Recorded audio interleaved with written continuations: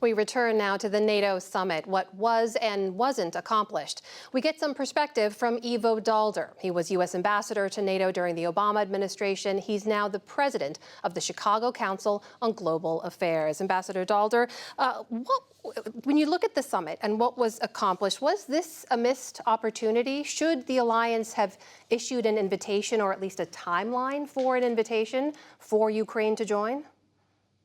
No, I really don't think so. And it was unrealistic, frankly, to think that there would be an invitation. Making an invitation to a country in the middle of war in order to bring it into an alliance that is committed to defending every inch of the territory of all of its members was just not in the cards and couldn't be expected. What could be expected is a very strong statement and a very strong commitment to move forward with Ukraine on multiple fronts. First of all, to provide new weapons so it can launch the counteroffensive with the full backing of Western equipment, and that was done by a whole variety of countries: long-range missiles, cluster munitions, and new tanks, and the like. Secondly, a long-term commitment that the United States, together with its G7 partners and others, are making to the defense and security of Ukraine, not only today and tomorrow, as long as this war goes on, but after that, to make sure that the war never resumes. And then finally, really an important indication that the issue of NATO membership is no longer a question of whether, but really a question of when and how. How do you bring in a country that is in the middle of a war with contested borders into a security alliance? That's now squarely on the agenda. As President Biden said, hopefully in the next few months, we were going to find out how we're going to do that. And that is a major step. So I think President Zelensky is going back to Kyiv full with the backing of the Western alliance. And that's a good thing because he needs that backing in order to win the war. There was another significant summit move in Turkish President Erdogan's decision to allow Sweden to join NATO. That was just as the U.S. announces that Turkey will get those F-16s that they wanted. Is that what changed Erdogan's mind? Help us understand what happened here.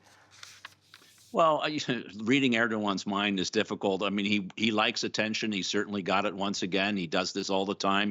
He goes to the brink of a summit in order to make sure that everybody knows that the Turks are around and are playing a big game. Secondly, I think he's now realizing that with the economy in trouble in Turkey, he needs Western assistance. He needs a good relationship with the United States, with the European Union. And third, he did get those F-16s. It now looks like the discussions between the United States and Turkey on selling those F-16s are proceeding, that the Congress is moving forward with providing those F-16s as long as Turkey commits not to use them against Greece or Cyprus. And I noted that President Erdogan said that he would not do that. So I think he's got a lot for what he wanted. But the most important thing, Sweden is now going to be a member of NATO, and that's how it should be. As my colleague Laura Barón-Lopez reported earlier, NATO leaders have also, for the first time since the end of the Cold War, they now have an approved military plan, a response plan in case any of the NATO member nations are attacked. Why is that significant? You know, it is significant. It's NATO is sort of relearning its muscle memory of what it means to be a military alliance. So these plans, one for the northern region, one for the central region, the Eastern Front, and one for the southern region, dictate what kind of forces are necessary to defend every inch of NATO territory. And it really gives an indication to all NATO members. It says, you, Germany, need to provide 150 tanks in this place, and you need to be able to move them there within this time frame with the kind of ammunition that is necessary. And that's the kind of planning that now will go on through the entire alliance. Think of it as an Excel spreadsheet with the NATO countries representing columns and the military capability representing the capabilities. And they're now filling in exactly what capabilities are necessary to fulfill the requirement to defend every inch of NATO territory. So it merges and integrates NATO defense planning and the investment and resourcing of NATO capabilities in a much more significant way. It's what we used to do during the Cold War. We just haven't been able to do it or found it necessary to do it until Russia decided that it would use force to change borders. And that, of course, is something that NATO wants to prevent. Ambassador, I've got less than a minute left here, but I have to ask you, of course, Ukraine dominated this summit. They're in the middle of a counteroffensive.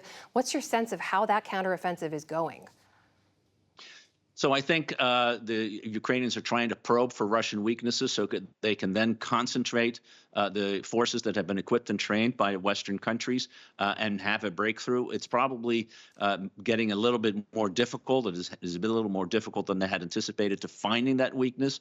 But I have no doubt that at some point you will see all of those forces that have been trained and equipped by Western countries massing and breaking through Russian defenses and making significant difference in where the front lines are going to be drawn. That is the former U.S. ambassador to NATO, now president of the Chicago Council on Global Affairs, Ivo Daalder, joining us tonight.